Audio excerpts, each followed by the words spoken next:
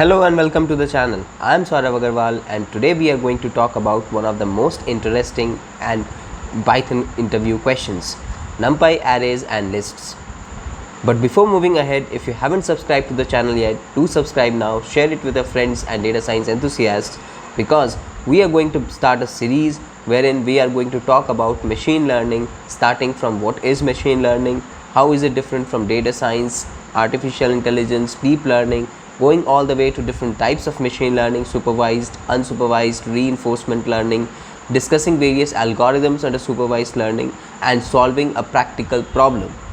Also, at the end of every video, I am going to leave a question for all of you, and those who are going to answer most of them correctly, every 2 weeks we are going to conduct a live interaction wherein we are going to discuss about the possibilities of AI, the career transition into AI, and how AI is shaping our future.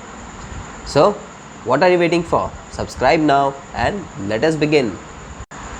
Talking of Numpy arrays, so Numpy is basically a Python package which is used for scientific computations.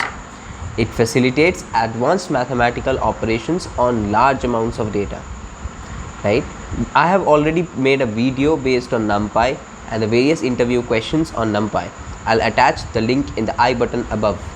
Please do check that out after watching this video. Now moving ahead with what is the primary difference between Numpy and lists.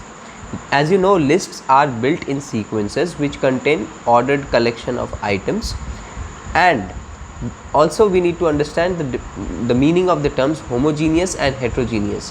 When we talk of homogeneous and heterogeneous here in the context of Python, we would mean similar data types when we talk of homogeneous, whereas heterogeneous would mean a mixture of different data types.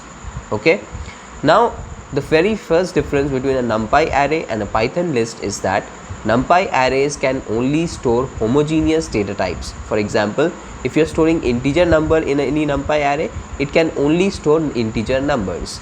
If you store a floating point value in numbers in a Numpy array, then the entire Numpy array would only store the floating point numbers. On the contrary, lists can contain homogeneous collection of data types or heterogeneous collection of data types.